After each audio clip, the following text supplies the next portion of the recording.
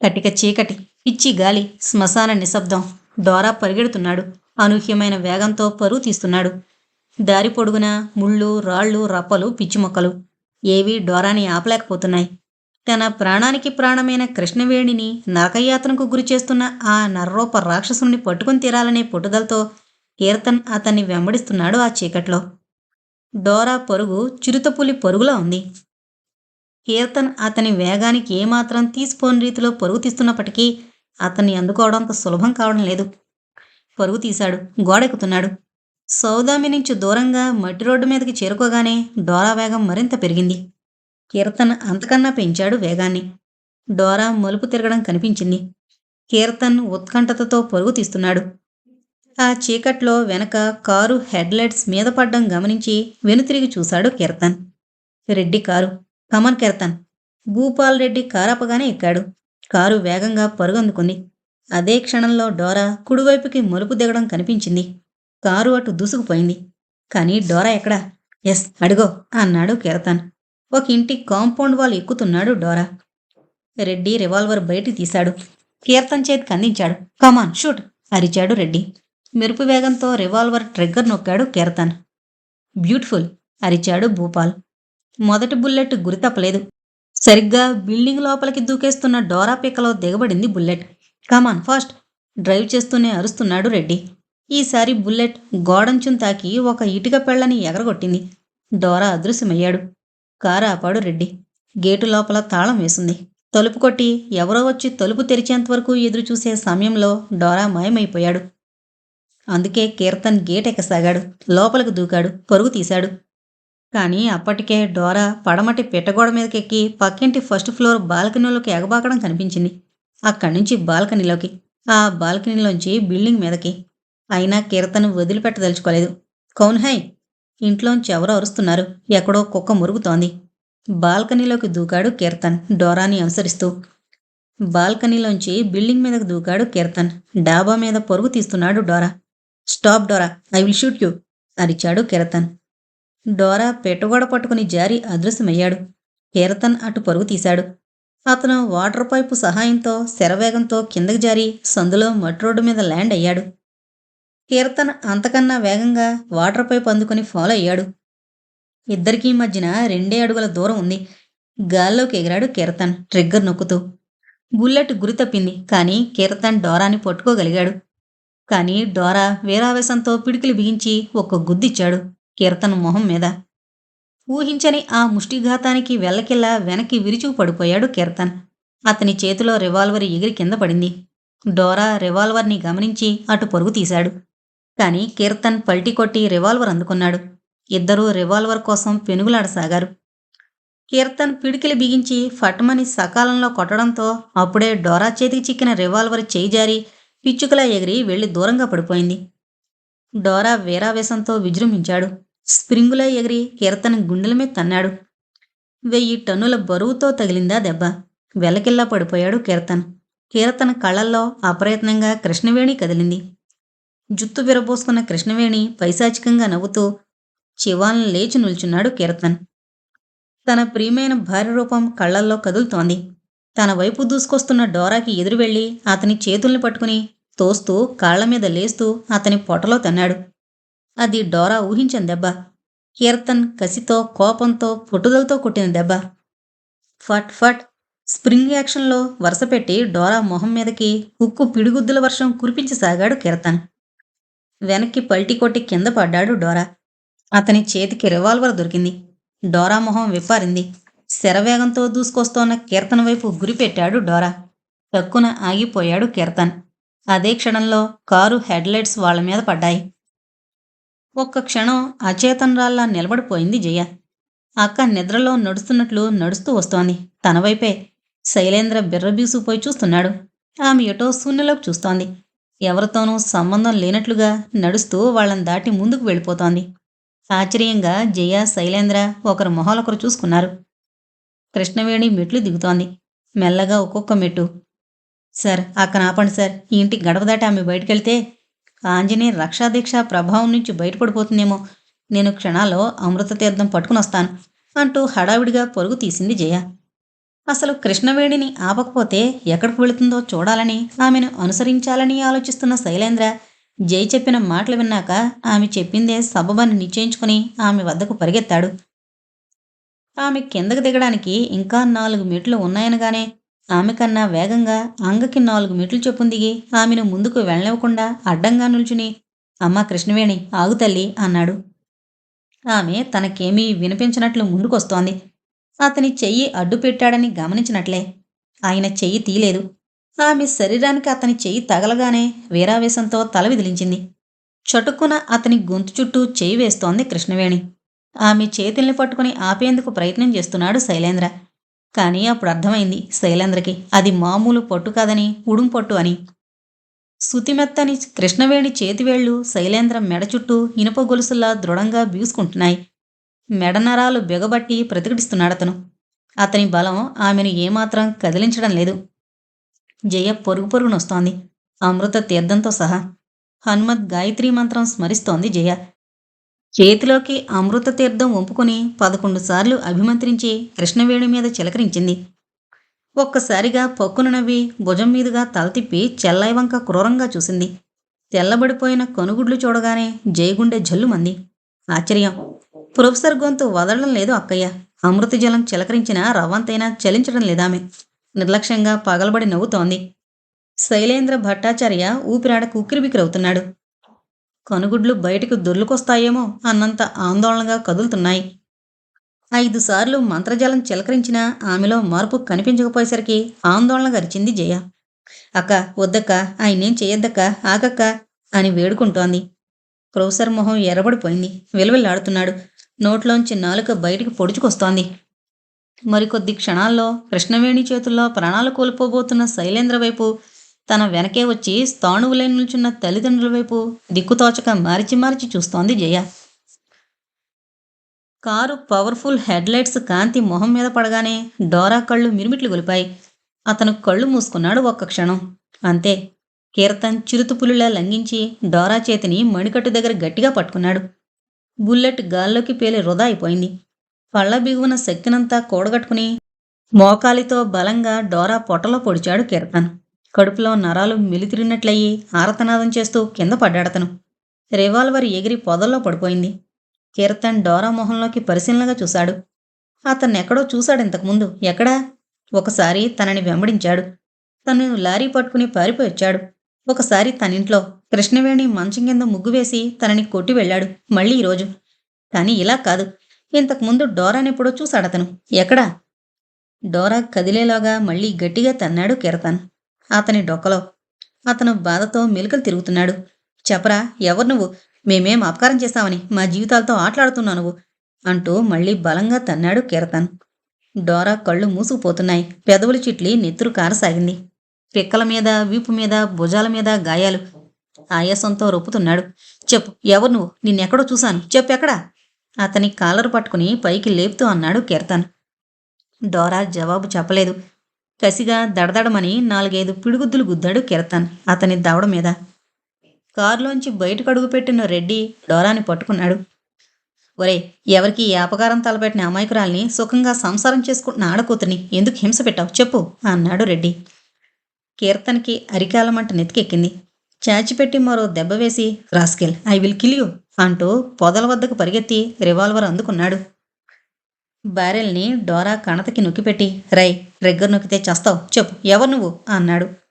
అప్పుడు జ్ఞాపకం వచ్చింది కీర్తన్కి అతన్ని ఎక్కడ చూశాడో. అదిరిపడ్డాడు కీర్తన్. ఒరే, నువ్వు ఎస్, నాకు సౌదేమిని అమ్మింది నువ్వే కదూ? టైప్ ఇన్స్టిట్యూట్లో కలిసి చాలా చౌకలో ఇల్లుందని చెప్పి ఎస్ నువ్వు అన్నాడు కీర్తన్. అప్పుడు వెలువడింది డోరా నోటి నుంచి మొదటి మాట, అవును అని. రాస్కెల్, మలేషియా వెళ్ళిపోతున్నానన్నావు, చౌకలో ఇల్లు అమ్ముతున్నానని చెప్పి కావాలని ఈ సౌదామిని నాకు అంటగట్టావు. చెప్పు డోరా, ఎందుకిలా చేశావు? ఉగ్రశాతకేతు ప్రయోగానికి మమ్మల్ని ఎందుకు ఎంచుకున్నావు చెప్పు గద్దించాడు కీర్తన్. కానీ అప్పటికే డోరా మెడపక్కకు వాల్చేశాడు. బరువంతా రెడ్డి మీద పడ్డంతో చచ్చాడో బ్రతుకున్నాడో చూడు అన్నాడు. కీర్తన్ చూశాడు. దెబ్బలు బాగా తగిలాయి, స్పృహ తప్పుంటుంది. డోంట్ లీవ్ దిస్ ఫెలో, కస్టడీలోకి తీసుకుంటే రాస్కెల్ని ఇంట్రాగేషన్ ద్వారా నిజాలు కెక్కించొచ్చు అన్నాడు రెడ్డి. డోరా శరీరాన్ని ఇద్దరూ కలిసి కారులోకి చేర్చారు. అప్పుడు సమయం 2:20. వెంటనే ఆనందరావు తన భార్య వైపు తిరిగి అన్నాడు. రాజీ, దీక్ష చేస్తోంది నువ్వు. పాప చేతిలోంచి అమృత తీర్థం నువ్వు అందుకొని స్వామిని తలుచుకుని చల్లు అని. జయమొహం ఒక్కసారిగా కాంతివంతమైంది. అవును నాన్న, నువ్వు చెప్పింది కరెక్ట్. కంగారులో మరిచిపోయాను. ఆంజనేయ రక్షాదీక్ష చేసేవాళ్ళు ఇంట్లో ఉండగా వారికే ప్రాధాన్యతనివ్వాలి అంటూ జయ రాగి చెంబు తల్లికి అందించింది. రాజేశ్వరి తొందరగా నీళ్లు చేతిలోకి తీసుకుని ఓం ఆంజనేయ విద్మహే మహాబలాయ ధీమహి తన్నో హనుమాన్ ప్రచోదయాత్ అని అభిమంత్రించి నీళ్లు చిలకరించింది కృష్ణవేణి మీద. కరెంట్ షాక్ తగిలినట్లు అదిరిపడి కృష్ణవేణి ప్రొఫెసర్ గొంతును వదిలేసింది. ఆపద్దమ్మా 5 సార్లు అంటూ ఉంది జయ. కృష్ణవేణి భయంతో వణికిపోతోంది. 5 సార్లు అమృత జలం చిలకరించగానే చలిజ్వరం వచ్చిందల్లా వణికిపోతూ అక్కడికక్కడే మెట్ల మీద కూలబడిపోయింది కృష్ణవేణి. ఉక్కిరిబిక్కిరైపోయిన శైలేంద్ర గొంతు నులుముకుంటూ గోడ కానుకొని నిల్చున్నాడు. జయ చూపు అప్పుడు పడింది కృష్ణవేణి ఎడమకాలి బొట్న వేలుకున్న కేశపాసం మీద. అది డోరా కట్టింది. అమ్మా, గట్టిగా అరిచింది. ఏంటమ్మా? అక్క కాలికున్న ఈ పాసాన్ని విప్పాయి తొందరగా అంది జయ. భయంకరంగా అరిచింది కృష్ణవేణి ఆ మాట వినగానే. శైలేంద్రం మరో మాట మాట్లాడకుండా వంటగదిలోకి పరిగెత్తాడు. క్షణాల్లో క్యాండిల్ వెలిగించి తీసుకొచ్చాడు. ఆనందరావు మేడ మీదకు వెళ్లి ఆంజనేయస్వామి పటాన్ని పట్టుకునొచ్చాడు. 4 వైపుల నుంచి 4 సింహాలు దూసుకొస్తున్నట్లుగా భయం భయంగా చూస్తోంది కృష్ణవేణి. రాజేశ్వరి ఆమెను సమీపించింది. ఎడమకాల్ని అందుకోబోతుంటే ఆమె దొరకనివ్వడం లేదు. మహావీరాంజనేయ స్మరణం జ్వరభయపీడహరణం అంటూ ఆంజనేయుణ్ణి స్తుతిస్తూ కృష్ణవేణి కాలిని రాజేశ్వరి తాకగానే ఆమె శిలాప్రతిమలా మారిపోయింది. పెదవులు మాత్రమే వణుకుతున్నాయి. కళ్లల్లో నీలిఛాయలు, కనుగుడ్డులోని తెల్లదనం అదృశ్యమైపోయాయి పూర్తిగా. కాలి బొటనవేలికి డోరా బిగించిన కేశపాసాన్ని పట్టుకుని బలంగా లాగింది రాజేశ్వరి. అమ్మా! ఏదో నరం తెగిపోయినట్లుగా మెలితిరిగిపోతూ గట్టిగా అరిచిందామె. కేశపాసం రాజేశ్వరి చేతుల కూడొచ్చేసింది. ఆవిడ లేవబోతుంటే జయ ఆపింది. తులసి తీర్థం తల్లి చేతికిచ్చి తాగించమని చెప్పింది. కృష్ణవేణి తులసి తీర్థం తాగించింది. ఆగమ్మా, మరో ముఖ్యమైన అంశం ఉంది. రాత్రి మనం మర్చిపోయింది. ఏంటి జయ? ఆ రాగి చెంబులో ఉన్న పసుపు కొమ్ముని చేతిలోకి తీసుకుని దిగదుడుపుగా అక్క చుట్టూ అప్రదక్షిణంగా 3 సార్లు తిప్పి వెంటనే బావిలో పడేయాలి అని చెప్పింది విజయ. రాజేశ్వరి పసుపు కొమ్ముని కృష్ణవేణి చుట్టూ 3 సార్లు తిప్పింది. దాన్ని బావిలో విసిరేసిన తర్వాత కేశపాసాన్ని పెరట్లోనే కాల్చి బూడిద చేయమని శైలేంద్ర సూచించాడు. ఈ కార్యక్రమం అంతా ముగిసేసరికి 3 గంటల 10 నిమిషాలైంది సమయం. అదే క్షణంలో బయట గుమ్మంలోకొచ్చాగింది కారు. డోరాని ఎత్తుకుని కీర్తన్ రెడ్డి ఇంట్లోకి మోసుకొస్తున్నారు. అందరూ ఆశ్చర్యంగా భయంగా చూస్తున్నారు. పడక గదిలో మంచం మీద బోర్లా పడుకుని వెక్కి వెక్కి ఏడుస్తోన్న కృష్ణవేణిని ఆనందరావు ఊరడిస్తున్నాడు. ఏమవుతుందమ్మా, నాకేమవుతుంది అని ఏడుస్తోంది కృష్ణవేణి. నీకేమీ కాదమ్మా, అన్నింటికీ ఆ భగవంతుడే ఉన్నాడు అంటున్నాడు ఆనందరావు. 4 గంటలు కావస్తోంది. సూర్యోదయం కావడానికి ముందు. శైలేంద్ర కళ్ళల్లో ఎన్నడూ లేనంత తీక్ష్ణత. అతని ఎదురుగా కుర్చీలో కాళ్ళు చేతులు కదలకుండా కట్టివేయబడున్నాడు డోరా. వాడి ముందు పొడుగాటి టీపై ఉంది. ఎలక్ట్రిక్ స్టవ్ ఎక్స్టెన్షన్ బోర్డుకి కనెక్ట్ చేయబడింది. దాని మీద గిన్నెలో 2 లీటర్ల వేడి నీరు కొతకొత మరుగుతోంది, ఆవిర్లు ఎగజిమ్ముతూ. పక్కనే ట్రేలో గరిట, కొత్త బ్లేడు, ఉల్లిపాయలు తరిగే కత్తి, గుప్పెడు ఎండుమిరపకాయలు, కప్పుతో బట్టల సోడా పొడి, ఎండుకారం, ఉప్పు, 2 లావుపాటి పొదునైన సూదులు. వాడి నాకు వదిలేండి. సరిగ్గా గంట తిరిగేలోగా వాడి కళ్ళ ముందు యావత్ గ్రహకూటమి తిరిగేటట్లు చేసి వాడి జీవిత చరిత్ర మొత్తం కక్కించకపోతే నా పేరు శైలేంద్రే కాదు. జయ, కీర్తన్ రెడ్డి మౌనంగా ప్రేక్షకుల్లో కూర్చున్నారు. డోరా, మర్యాదగా చెప్పు, ఎందుకు చేస్తున్నావు ఇదంతా? ఎవరు చేయిస్తున్నారు? ఎందుకు చేస్తున్నారు? దీనివల్ల నీకొచ్చే ప్రయోజనం ఏమిటి?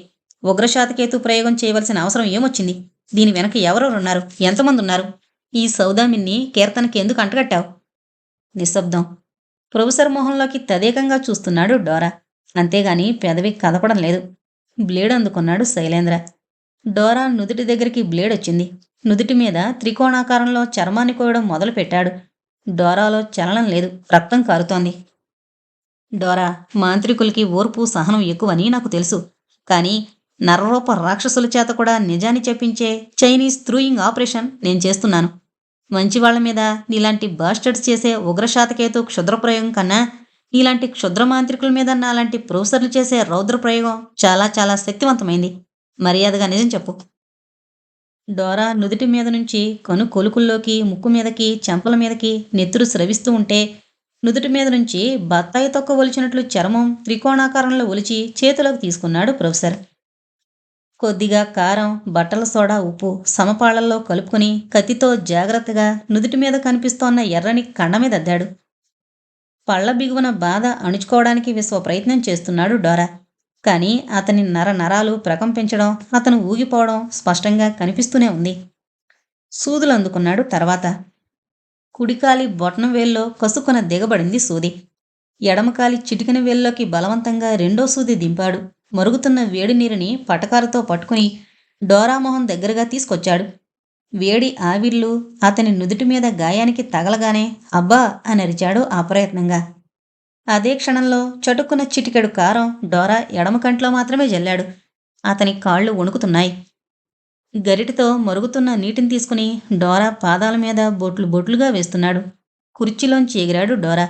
కానీ గట్టిగా కట్టేయడంతో కదల్లేదు అతని శరీరం. మళ్ళీ బ్లేడ్ అందుకున్నాడు ప్రొఫెసర్.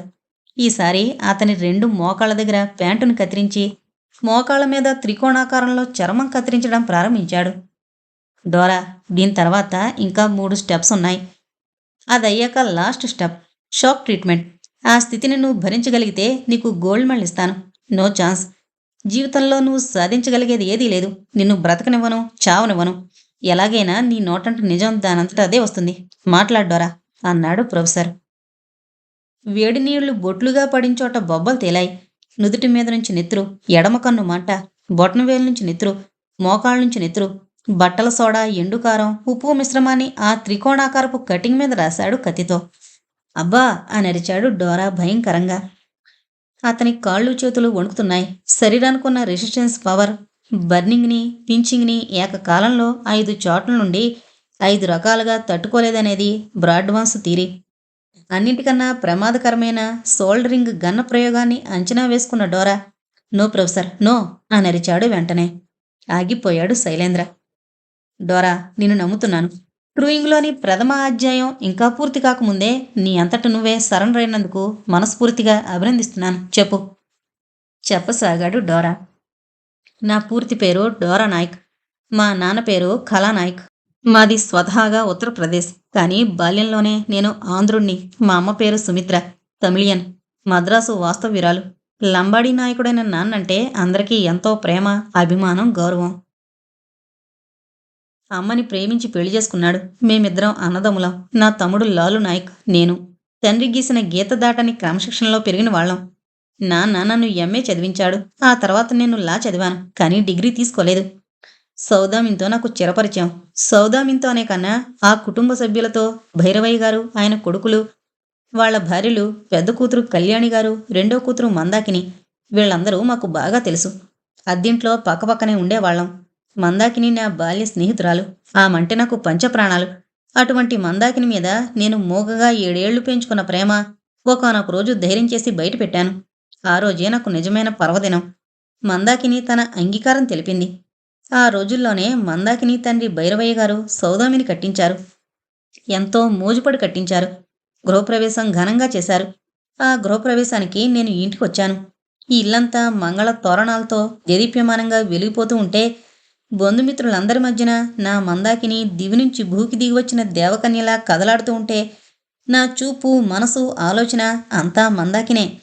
అటువంటి మందాకినితో నా వివాహం ఒక సుందర స్వప్నంగా కళ్ళల్లో కథం తొక్కుతూ ఉంటే ఆ ఇంటి గృహప్రవేశం జరిగిన 1 నెల రోజుల్లో సౌదామిని ఒక సమాధిగా, శ్మశాన వాటిగ్గా మారిపోయింది.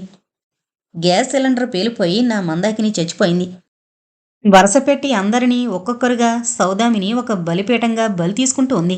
నేను పిచ్చివాణ్ణైపోయాను. కళ్ళు మూసినా తెరిచినా మందాకిని. ఆ మధుర జ్ఞాపకాల వల్లకాడు సౌదామిని. నేను ఇంటి డాక్యుమెంట్స్ హస్తగతం చేసుకున్నాను. అసలు ఇవన్నీ ఎందుకు జరుగుతున్నాయో తెలుసుకోవాలని అనుకున్నాను. యూనివర్సిటీలో ఉద్యోగానికి రాజీనామా చేశాను. ఈ దారుణ మారణహోమానికి కారణం క్షుద్రశక్తులని తెలిసింది. ఒక చదువుకున్న వ్యక్తిగా నేను దెయ్యాల్ని, భూతాల్ని, క్షుద్రశక్తుల్ని నమ్మేవాణ్ణి కాను. ఆ మాటకొస్తే ఇప్పుడు నమ్మను. డోరా చెబుతోన్న మాటలు చెవులు రిక్కించి వింటున్నారు అందరూ. దెయ్యాల్ని, క్షుద్రశక్తుల్ని తను ఎప్పటికీ నమ్మడని డోరా చెప్పగానే జయ నిర్ఘాంతపోతూ వాట్, నమ్మవా అంది. అతను అడ్డంగా తల తిప్పాడు. నమ్మను. ఇన్ని దారుణాలు జరిగాయి. ఇవన్నీ దెయ్యాలు చేస్తున్నవి కావా? ఇవి క్షుద్ర ప్రయోగాలు కావా అంది జయ. ఈ క్షుద్రశక్తులు నేర్చుకోవడానికి నేను నా జీవితాన్ని బలి చేసుకున్నాను. క్షుద్రశక్తులు అభ్యసించడానికే నేను ఉన్నికృష్ణన్ దగ్గర చేరాను. ఈ మంత్రశక్తుల ద్వారా ప్రపంచాన్ని శాసించాలని నేను ఉన్నికృష్ణన్ శిష్యునయ్యాను అన్నాడు డోరా. నేను ఉన్నికృష్ణన్ కరుణ కటాక్షాలు సంపాదించడానికి 2.5 నెలలు ఊడిగం చేశాను ఆయన వద్ద. ప్రపంచంలో అన్నింటికన్నా శక్తివంతమైన క్షుద్ర విద్యను నేర్పించమన్నాను. బాణామతి నేర్చుకో చాలు అని హేళన చేశారు. కానీ నాకు ఉగ్రశాతకేతు నేర్చుకోవాలని అనిపించింది. అది చెప్పాను. నా మొండితనాన్ని అతను ఎంత హేళన చేసేవాడో అది అంత పెరుగుతూ వచ్చింది. ఉగ్రశాతకేతు సాధించాలంటే ఆ ప్రయోగం జరగడం స్వయంగా చూడాలని అతను చెప్పాడు. అటువంటి అవకాశం కావాలంటే లక్షలు విలువ చేసే బంగారం తనకి గురుదక్షిణగా చెల్లించాలని అతను చెప్పాడు. ఒక పతివ్రతని అన్వేషించాలన్నాడు. రూపవతి గుణవతి అయిన స్త్రీ వివాహితురాలైండి గర్భం ధరించంది. కొత్త పెళ్ళికూతురయ్యుండాలని అతను చెప్పాడు. అవన్నీ జరిగితే అటువంటి స్త్రీని వశపరుచుకుని ఆమె గర్భంలో శాతక బీజం నాటి ఆ శాతక శిశువు ద్వారా ఉగ్రశాతకేతు శక్తిని సాధించవచ్చని చెప్పాడు. సరిగ్గా అటువంటి తరుణంలో వెతకబోయిన తీగ కాలికి తగిలినట్టు ఒక వ్యక్తి ఉన్నికృష్ణన్ దగ్గరకు వచ్చాడు కారులో. కోటీశ్వరుడు. నేను పతివ్రత కోసం వెతుకుతున్నాను. అదే సమయంలో ఉన్నికృష్ణన్ని కలుసుకోవడానికి వచ్చిన మనిషి కావలసినంత డబ్బిస్తానని, తన కళ్ళ ముందే ఒక కుటుంబం సర్వనాశనం అయిపోవాలని పగతో చెప్పాడు. హైదరాబాదులో ఉంటున్న కొత్త దంపతుల గురించి చెప్పాడు. వాళ్ళు చచ్చిపోకూడదు, బ్రతికే ఉండాలి. నరకం అనుభవిస్తూ బ్రతకాలి. అనుక్షణం బ్రతుకుతూ చావాలి, చస్తూ బ్రతకాలి అని చెప్పాడా వ్యక్తి కసిగా. ఆ దంపతులు ఎవరో కాదు, కీర్తన్ కృష్ణవేణి. డోరా చెబుతున్న మాటలు విని కరెంట్ షాక్ కొట్టినట్లు అదిరిపడ్డాడు కీర్తన్. వాట్? నా మీద పగ అన్నాడు కీర్తన్. అవును, నా మీద ఎవరికైనా పగ ఎందుకుంటుంది? ఇంపాసిబుల్. నాకు ఊహ తెలిసి నేనింతవరకు ఎవరికి అన్యాయం చేయలేదు. నేనెవరి బ్రతుకుల్లోనూ నిప్పులు పోయలేదు. ఎవరో వ్యక్తి నా మీద పగ సాధించాలి అనుకుంటున్న ఆ మనిషి ఎవరు? ఆవేశంగా అడిగాడు కీర్తన్. మీరు విశాఖపట్నంలో ఉండేవారా కొన్నాళ్ళు? అవును. అక్కడ మీకు స్వాతి అనే అమ్మాయి పరిచయం ఉంది కదూ? నిర్ఘాంతపోయాడు కీర్తన్. నాకు తెలుసు మిస్టర్ కీర్తన్, మీరు స్వాతిని ప్రేమిస్తున్నానని నమ్మించి, ప్రేమ నటించి, పెళ్లి చేసుకుంటానని కల్లబొల్లి మాటలు చెప్పి, ఆమెను మీ ఇష్టం వచ్చినట్లు వాడుకొని హఠాత్తుగా అక్కడి నుంచి అదృశ్యమై తిరుపతిలో గుట్టి చప్పుడు కాకుండా పెళ్లి చేసుకున్నారు, అవునా? ముద్దాయిని ప్రశ్నించినట్లు అడిగాడు డోరా. నో, ఇది అబద్ధం అరిచాడు కీర్తన్. మీకు నేను అబద్ధం చెబుతున్నట్లుందా? చెన్నకేశవులు గారే అబద్ధం చెప్పారని అంటున్నారా అన్నాడు డోరా. ఎవరు చెప్పినా అబద్ధం అబద్ధమే డోరా. అబద్ధం ఎప్పుడూ నిజం కాదు. ఇదంతా ఒక అపార్థాల కదా. నేను స్వాతి ఎప్పుడూ ప్రేమించుకోలేదు. ఆమె తండ్రి అడ్వకేట్ చెన్నకేశవులు మా నాన్న రాజనారాయణ గారి వద్ద ఒకప్పుడు అసిస్టెంట్గా పనిచేసిన వ్యక్తి. స్వాతి పెళ్లికి మమ్మల్ని పిలవడం, నేను అమ్మ నాన్నగారు వెళ్ళడం జరిగింది. అదే స్వాతి పరిచయం. తర్వాత ఆమె వివాహ జీవితంలో అపశృతి పలికిందని నాకు స్వాతి కనిపించి చెప్పింది. తనని తానే నాకు పరిచయం చేసుకుంది. మా ఇద్దరి పరిచయానికి సాక్షిగా ఆమె స్నేహితురాలు అపర్నుంది. చెన్నకేశవులు గారి ఆరోగ్య దృష్ట్యా నన్ను తాత్కాలికంగా ప్రేమ నటించమంది. కేవలం తన తండ్రి తృప్తి కోసం అలా అబద్ధం చెప్పమని స్వాతి స్వయంగా నన్ను కోరింది అంటున్నాడు కీర్తన్. ఓకే ఓకే, ఇప్పుడు నీ ప్రేమ కథకి సంజయ్షి ఇవ్వనవసరం లేదు. ఆ తర్వాత ఏం జరిగిందో డోరాన్ చెప్పమను అన్నాడు రెడ్డి. సంజయ్షిలు కాదు, సందేశాలు చెప్పండి. స్వాతి చచ్చిపోయింది. తన ప్రాణమైన కన్నకూతురు స్వాతి అనుమానాస్పద పరిస్థితుల్లో చచ్చిపోయింది. అది హత్యో ఆత్మహత్యో చేతబడో ఎవరికీ తెలీదు. మీ సొంత ఊరిలో మీరు స్వాతిని మోసం చేశారని ఘోషిస్తోంది. అన్నింటికీ మించి కన్నతండ్రి అంతరంగం. చెన్నకేశవులు పిడికిళ్ళు బిగించి చెప్పారు. తన కూతురికి ఇవ్వని ప్రేమ ఆ కీర్తన మరెవరికి ఇవ్వకూడదు. తన కూతురు పొందని సుఖ సంతోషాలు ఆమెను మోసం చేసి పొట్టన పెట్టుకున్న మనిషి పొందకూడదు. ప్రత్యక్ష నరకం అనుభవించాలి అని చెప్పాడు డోరా. మై గాడ్, అంటే చెన్నకేశవులు గారు నన్నే అపార్థం చేసుకున్నారా? నా మీద ఉన్నికృష్ణుని ప్రయోగించింది చెన్నకేశవులు గారా? తనలో తాను అనుకున్నట్లు అన్నాడు కీర్తన్. అది సరే, ఆ తర్వాత ఏం జరిగింది చెప్పు అన్నాడు శైలేంద్ర. నన్ను బయటికి పంపించి ఉన్నికృష్ణన్తో బేరం కుదుర్చుకున్నారు. ఉన్నికృష్ణన్ డబ్బు తీసుకోడు. ఆయనకి బంగారం, జస్ట్ గోల్డ్. ఆయన పారితోషికం బంగారం మాత్రమే. ఇప్పటికే ఆయన దగ్గర 100 కిలోల బంగారం ఉంది. నా ఉగ్ర శాతకేతు ప్రయోగం నేర్చుకునే శుభ సమయం ఆసన్నమైందని గురువుగారు చెప్పారు. నేనెంతో సంబరపడ్డాను. దీనికంతటికీ నాంది ఎర్రపెట్టే. సౌదామిన్లో ప్రయోగానికి కావలసిన పతివ్రతని ఆకర్షించేందుకు ఉన్నికృష్ణన్ అభిమంత్రించిచ్చిన 2 ముడుపులు. ఒకటి ఎర్రపెట్లో పెట్టి సౌదామిని గోడల్లో నేనే స్వయంగా పెట్టాను. 2వ ముడుపు దారి మధ్యలో పెట్టమన్నారు గురువుగారు. అలాగే పెట్టాను. మీ అడ్రస్ సేకరించిన చెన్నకేశవులు నాకు మీ గురించి వివరాలు చెప్పాడు. మీకు కృష్ణవేణికి ఆ మధ్యనే వివాహమైందని, మీకింకా పిల్లలు లేరని తెలిసి ఉత్సాహంతో పొంగిపోయాను.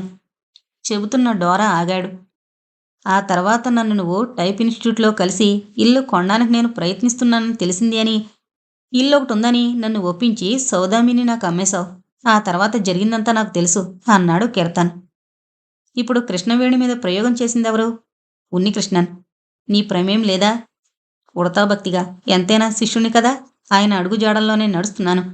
నన్ను ఒక పావుగా ఉపయోగించుకుంటూ, కృష్ణవేణిని ఒక క్షేత్రంగా వినియోగించుకుంటూ, సౌదామినిని ఓ క్షుద్రపీఠంగా వాడుకుంటూ, చెన్నకేశవులు పగ తీర్చడానికి లక్షలు పుచ్చుకుంటూ అంతా ఆయనే ఉన్నికృష్ణన్ అన్నాడు డోరా.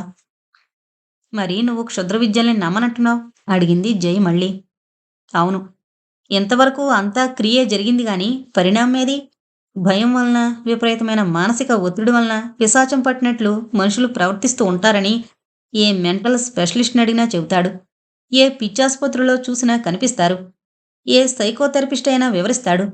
కానీ కృష్ణవేణి గర్భంలో శాతక శిశువు పుట్టబోతున్నాడనేది ఎంతవరకు నిజం? నేనింకా చూడలేదు. అది జరిగిన రోజున నేను నమ్ముతానేమో. అంతేకాదు, ఇంతటి క్షుద్ర సాధనలో ఉన్న నన్ను ఒక్క మనిషి కేవలం మీరే నన్ను చితక్కొట్టి బంధించి నా నరనరాలు మండిపోయేంత కఠిన శిక్ష విధిస్తూ ఉంటే ఈ పాటికి నా గురువు నన్ను సులభంగా రక్షించుకోగలడు. ఆయనకే గనక క్షుద్రశక్తులుంటే. ఆయన నాకిచ్చిన మాట ప్రకారం తన కంఠంలో ప్రాణం ఉండగా నా ఒంటి మీద ఈగ వాలనివ్వనని చెప్పారే. ఏది? ఆయన కట్టమని చెప్పిన కేశపాసం ఊడిపోయింది. ఇంతవరకు ఆయన నన్ను కాపాడలేకపోయారు. అంటే ఇదంతా భ్రమ, మోసం, కుట్ర, కుతంత్రం.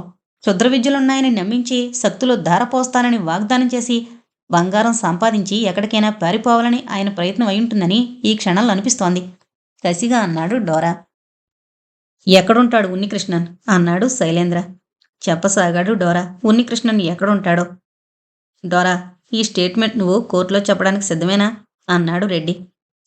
క్షమించాలి. కావాలంటే నన్ను చంపేయండి. అంతేగాని ఇంతవరకు నేను చెప్పిన ఏ మాట మళ్ళీ రిపీట్ చేయమన్నా చేయను. నేను చెప్పిన స్టేట్మెంట్ని నమ్మితే నా కాళ్లలో దిగబడిన సూదుల్ని వెంటనే తీసేయండి ప్లీజ్. ఒళ్ళంతా నిప్పుల్లో కాలుస్తున్నట్లుంది. ఓకే. కానీ మరో ప్రశ్న. నీ తమ్ముడెక్కడా? లాలు నాయక్. మీ ఇంట్లో వంటగదిలో భోంచేసిన వ్యక్తి నా తమ్ముడే. ప్రయోగానికి ప్రారంభం వాడే. ఇప్పుడెక్కడున్నాడు? నా తల్లిదండ్రులతో సహా బంగ్లాదేశ్ వెళ్ళిపోయాడు. వాళ్ళ దృష్టిలో నేను అగ్ని ప్రమాదంలో చచ్చిపోయాను. కేవలం మందాకిని కోసం నేను ఒక్కడిని ఇండియాలో ఉండిపోయాను. నా అని వాళ్ళందరినీ వదులుకొని అన్నాడు డోరా. సాలోచనగా తల పంకించి రెడ్డి, కీర్తన్, జైలవంక చూశాడు శైలేంద్ర. డోరా కాళ్లకున్న సూదులు తొలగించిన అన్నట్లు. ఓకే అన్నట్లు అందరూ తలలోపగానే జాగ్రత్తగా 2 సూదుల్ని బయటికి లాగేశాడు ప్రొఫెసర్. ఇప్పుడు మనం ఉన్నికృష్ణన్ దగ్గరికి వెళుతున్నాం అన్నాడు కీర్తన్. అప్పుడే కాదు, సూర్యోదయం కావడానికి ఇంకా గంట గడువుంది. అప్పుడు బయలుదేరదాం అన్నాడు శైలేంద్ర. ఉపసంహారం. డిసెంబర్ 10వ తారీఖు ఉదయం. కారులో డ్రైవింగ్ సీట్లో రెడ్డి, అతని పక్కనే జయ, ఆనందరావు కూర్చునుండగా వెనక సీట్లో అటు శైలేంద్ర, ఇటు కీర్తన్, మధ్యలో డోరా. ప్రాతకాలపు సూర్యోదయ కాంతులు జగతిని జాగృతం చేసే వేళ ఉన్నికృష్ణన్ని కలవడం కోసం వెళ్లిన వీళ్ళందరికీ అనూహ్యమైన దృశ్యం ఎదురైంది. రక్తపు మడుగులో మహామాంత్రికుడు ఉన్నికృష్ణన్ వెల్లకిల్లా పడుకున్నాడు. పోలీసులు, ప్రెస్ ఫోటోగ్రాఫర్లు, జనం కోలాహలం. ఇంటి ముందున్న టైరు గుర్తులు, ఇంట్లో ఉన్న జింక చర్మాలు, వీటన్నింటికి మించి ఒక చెక్కపెట్టెలో బోళ్లంత బంగారం. డోరా కళ్ళు మూగాంబిక కోసం వెతికాయి. ఎవరూ ఆమె గురించి అడగలేదు. తను ఆమె గురించి చెప్పలేదు. ఆమె ఎక్కడికి అదృశ్యమైపోయిందో అర్థం కాంది ఒక్క డోరాకే. డోరాని అరెస్టు చేశారు. ఉన్నికృష్ణన్ హత్య గురించి ఇంకా పరిశోధన ప్రారంభమైనా కాలేదు. రామంతపూర్లో ఒక అద్దె ఫ్లాట్లో ఆ మధ్యాహ్నం 12 గంటల ప్రాంతంలో ఒక వ్యక్తి ఆత్మహత్య చేసుకున్నాడన్న వార్త తెలియడం, ఆ ఆత్మహత్య చేసుకున్న వ్యక్తి ఎవరో కాదు, ఉన్నికృష్ణన్ని చంపిన హంతకుడేనని అతను పోలీసులకు రాసిన ఉత్తరంలో ఉంది. ఆ ఉత్తరంతో పాటు కీర్తన్కి మరో ఉత్తరం జత చేయబడింది. ఉన్నికృష్ణన్ని చంపిన వ్యక్తి మరెవరో కాదని, ఆయన స్వాతి తండ్రి చెన్నకేశవులు గారేనని తెలిసి కీర్తన్ కుమిలిపోయాడు. ఆయన ఆరితేరిన అడ్వకేట్ కావడం వలన 14 పేజీల ఆయన లేఖలు కోర్టు వారికి ఎంతో ఉపయోగకరమయ్యాయి. స్వాతి చచ్చిపోయిన తర్వాత ఊరంతా కీర్తన్ మీద అనుమానపు పుకార్లు లేవదీయడంతో నిజమేనని నమ్మిన చెన్నకేశవులు ప్రతీకార వాంఛతో ఊగిపోయాడు. కీర్తన్, కృష్ణవేణి జీవితాల్ని నరకప్రాయం చేయడానికి నిశ్చయించుకుని మహామాంత్రికుడు ఉన్నికృష్ణన్ని కలిశాడు. కానీ స్వాతి ఎలా చచ్చిపోయిందో విశాఖపట్నం పోలీస్ డిపార్ట్మెంట్ పరిశోధనలో వెల్లడైంది. స్వాతి ఆత్మీయమైన స్నేహితురాలు అపర్ణ చెన్నకేశవులు గారిని కలుసుకుని కీర్తన్ దేవుళ్లాంటి మనిషని, అతన్ని స్వాతి కేవలం తన సరదాల కోసం రెచ్చగొట్టిందని, వారిద్దరూ ప్రేమించుకోవడం అనేది నాటకమని, తండ్రిని ఉల్లాసంగా ఉంచడం కోసం స్వాతి ఆడించిన డ్రామాని చెప్పడంతో అతను నిర్ఘాంతపోయాడు. అదే సమయంలో స్వాతిని స్లో పాయిజనింగ్ ద్వారా వైజాగ్లో అప్పలకొండ అనే వాచ్మెన్ హత్య చేసినట్లు పటిష్టమైన సాక్ష్యాధారాలతో నిరూపించారు వైజాగ్ పోలీసులు. స్వతహాగా విశేషమైన అందచందాలతో రెచ్చగొట్టేలా ఉండే స్వాతిని అప్పలకొండ బ్లూ ఫిల్మ్స్లో నటించమని బలవంతం చేయడం, ఆమె అసహించుకుని ఎదురు తిరగడం, అబ్దుల్లా తదితరులతో సుమారు 20 మందున్న గ్యాంగ్ ఆమెను ట్రాప్ చేసి పథకం ప్రకారంగా స్లో పాయిజన్ ఇచ్చి చంపడం అన్నీ నిరూపించబడ్డాయి. ఇంతకాలంగా అనవసరంగా కీర్తన్ మీద ద్వేషం పెంచుకున్నానని వాపోతూ ఉన్నికృష్ణన్ని విరమించుకోమని ప్రార్థించడానికి ఆ రాత్రి వెళ్లి కలిశాడు చెన్నకేశవులు. ఏ పాపం ఎరుగని కీర్తన్ని, అతని భార్యని, అతని కుటుంబ సభ్యుల్ని నరకయాతన పెట్టడం మహాపాతకం. దయచేసి ఆ ప్రయత్నం విరమించుకో అని ప్రాధేయపడ్డాడు. ఇదేమైనా కోర్టు కేసు అనుకున్నావా చెన్నయ్య విరమించుకోవడానికి? ఇప్పటికే మొదటి 2 అంకాల ప్రయోగం జరిగిపోయింది. ప్రపంచంలో ఏ శక్తి ఆపలేని అత్యంత ప్రమాదకరమైన ఉగ్రశాతకేతు ప్రయోగం అంటే ఆటలు కావు. పిచ్చి వేషాలేస్తే మా ప్రాణాలకే ప్రమాదం అన్నాడు ఉన్నికృష్ణన్. మరో క్షణమైన అవకాశం ఇవ్వకుండా జేబులోంచి రివాల్వర్ తీసి ఉన్నికృష్ణన్ పొట్టలో, ఛాతిలో, మెడలో బుల్లెట్ల వర్షం కురిపించాడు చెన్నకేశవులు. ఉన్నికృష్ణన్ని రక్తపు మడుగులో నిర్జీవంగా వదిలేసి తన కారులో ఇంటికి వెళ్ళిపోయాడు. మంత్రతంత్రాల ద్వారా, క్షుద్రశక్తుల ద్వారా సమాజానికి హాని కలిగించే ఉన్నికృష్ణన్ లాంటి మాంత్రికులు బ్రతికుంటే ఎందరో అమాయకుల జీవితాలు బలిదానం అవుతాయని చెన్నకేశవులు న్యాయస్థానానికి విజ్ఞప్తి చేశాడు. తనలాంటి ఆవేశపరులు అజ్ఞానంతో ఎంతటి నష్టానికి కారకులవుతారో ప్రజలు గ్రహించాలనే ఉద్దేశంతోనే తను ఆత్మహత్య చేసుకున్నానని చెన్నకేశవులు తన లేఖలో పేర్కొన్నాడు. డోరాకి కఠిన కారాగార శిక్ష విధించబడింది. కృష్ణవేణిని బొకాడియా నర్సింగ్ హోమ్కి తీసుకువెళ్ళడానికి నిశ్చయించుకున్నారు. సరిగ్గా మర్నాడు హాస్పిటల్కి వెళతారనగా కృష్ణవేణి ఋతుక్రమం ఆరంభమైంది. ఆమె గర్భవతి కాదని తేలిపోయింది. రాజేశ్వరి, ఆనందరావుల కోరిక మేర సౌదామిని ఖాళీ చేసి అమీర్పేట ప్రాంతంలో ఒక 3 బెడ్రూమ్ అపార్ట్మెంటు అద్దెకు తీసుకుని అందరూ వెళ్ళిపోయాక ఆత్మీయులందరినీ డిన్నర్కి ఆహ్వానించారు. శైలేంద్ర, రెడ్డి, రూపేష్, పంతులు, దండపాణి, ఎలక్ట్రీషియన్ రాములు, మున్ని, ఆమె భర్త అందరితో ఆ ఇల్లు కళకళలాడుతోంది. ఆ రోజు వంటకాలన్నీ అపూర్వం అని ప్రతి ఒక్కరూ అభినందించడంతో కృష్ణవేణి మొహం ఆనందంతో కమలల్లా వికసించింది.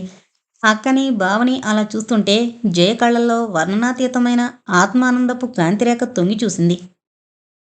ఇంతటితో సౌదామిని అనే నవల కంప్లీట్ అయిందండి. మన శ్రోతలందరికీ ఒక విజ్ఞప్తి, దీనికి కంటిన్యూషను మహాడోరా అని ఇంకొక నవల కూడా ఉంది. నేను ఆ నవల కోసం చాలా ప్రయత్నం చేస్తున్నాను, కానీ ఇంకా దొరకలేదు. మన శ్రోతల్లో ఎవరి దగ్గరైనా ఆ నవలుంటే నాకు తెలియజేయగలరు. Thank you.